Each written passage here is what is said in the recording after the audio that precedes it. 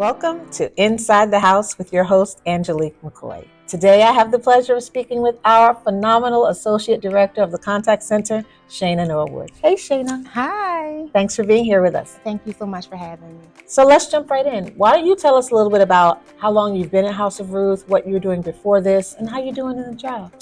Absolutely. So I've been with the House of Ruth for 8 months. Prior to, I was working in healthcare, looking for something different. I did the shift interview for the House of Ruth. I knew in my next role, I wanted to do something that was impactful, but I didn't know what that looked like. So when I interviewed with the House of Ruth, during my interview, the shift happened, and I knew I was supposed to be at the House of Ruth. I love that. So why don't you tell us a little bit about the contact center and all the different facets and how it specifically works to serve those clients that call in and that being that first point of contact for the agency? Absolutely. So yes, the contact center is the first point of contact for any clients, participants who are in need of our services. The contact center, we have a 24-hour hotline. We also have our lethality assessment program. We also have our victim coordinated entry program, which is emergency services, along with our safe homes, transitional and rapid rehousing program. So all of those services first come in through the hotline, who then kind of triage the call and kind of, whatever resource that individual is looking for, they then connect them. Wow. So I can only imagine the level of crisis that happens when folks are calling in. And so how do you help our staff manage handling those calls with grace, with care, and really being able to meet the needs of our clients as they call in? Yes, very good question. So the team, we have a vigorous training. They always are being trained. We have a call center manager who is, kind of deal with the quality of the calls, of, helping each advocate understand the urgency, but also the priority of each person who's calling in. So this trauma-informed training, continuous training, so that they can be productive as they answer our calls. I love that. And being a training person, I'm going to go a little bit deeper.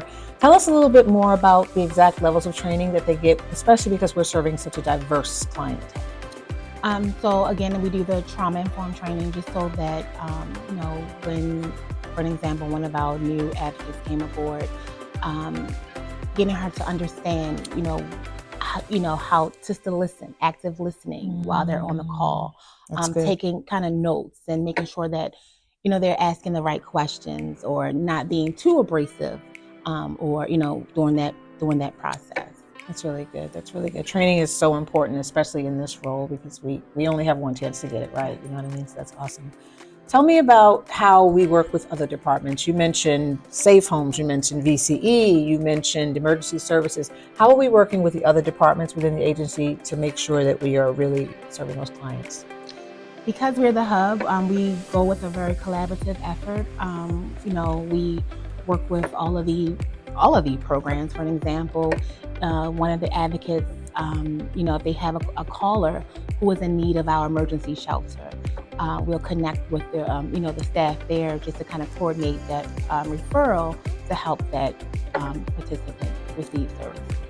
I love that. So if you could think through kind of walking me through soup to nuts from when an individual calls, maybe give me a live example of how we actually went through the entire process to make sure that that person got what they needed. Absolutely. I'll use, for example, say safe homes. If a victim call in and in need of some assistance regarding, permanent housing, temporary housing, what will happen? The contact center advocate would get all the information, put the referral in, which would then go to our victim coordinated entry piece, who will do the second screening, just to ensure that we have all the information that we need to help that individual. Once all of that is done, then they're kind of transferred over to our kind of what we call a referral list. And then we kind of triage it again, make communication with that participant, and then kind of figure out what the needs, for housing, their family size, if they're in a homeless situation, whatever that looks like, we kind of get more information so that we can, help them in that process. So once all of that is done, they first deal with our intake coordinator. The intake coordinator puts all of the pieces of information that we need, including our intake packet. Then they're processed handed off to our service coordinator, who then kind of walks them through the steps of housing. And then they have a choice of where they want to live. Housing first, that's our priority, to ensure that they find a need wherever apartment complex or whatever house that they're looking for them and their kids. We kind of walk them through that step until they're finally housed. Wow, I love that. So you mentioned so many different levels of collaboration and connectivity just within the agency. So I'm wondering, being that we are in a very digital age, I'm wondering what it looks like, both the challenges and those successes for the uses of technology and all those communication methods when it comes to serving our clients. Are there any barriers? Are there any obstacles?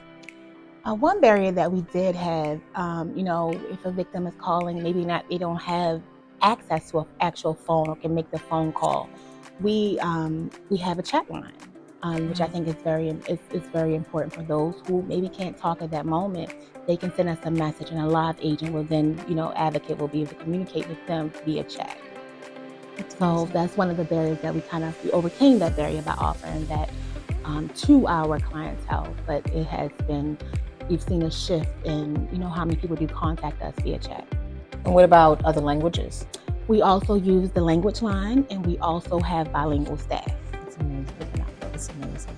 Do we have on our website the option where if folks are reaching out through the website that they could get us directly or opt out? Let's just say if someone is following them, thinking about all the safety measures we need to put in place, we do things of that nature as well? Yes, absolutely. They can click a button and then the whole website is kind of exited from their phone, so that if they're in a situation and they need to kind of immediately just kind of shut it down, absolutely they can do that. That's awesome. That's awesome. I know that safety is such an important part of our work, so we appreciate that that's one of the areas that we're focusing on.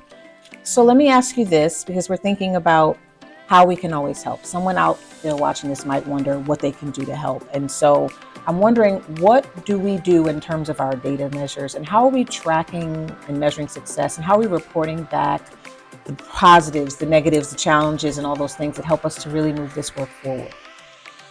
So we do look at our information. We look at the number, for an example, for the hotline. We utilize a system, our call system, to kind of just see how many calls that we receive, how many did we answer.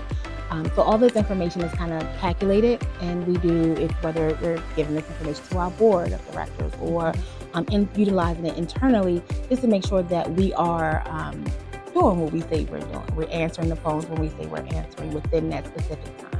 So the goal is to answer 80% of the calls within 20 seconds. And right now the team is doing that. I love that. I love that. That is awesome. This is tough work, and we really appreciate you and the team for all that you're doing. But let me ask you this. What are you doing outside of House of Ruth to make yourself smile? What's on your playlist? How are you enjoying life while you are still contributing in such a major way to this agency? One way, I enjoy vacation. I enjoy time with family and friends. I think that is so important, because not only just being impactful to the House of Ruth, but being impactful to the outside world as well. That's right. That's right. We are Inside the House. I've been Angelique McCoy. We're Shanna Norwood. Thank you for watching, and we'll see you next time.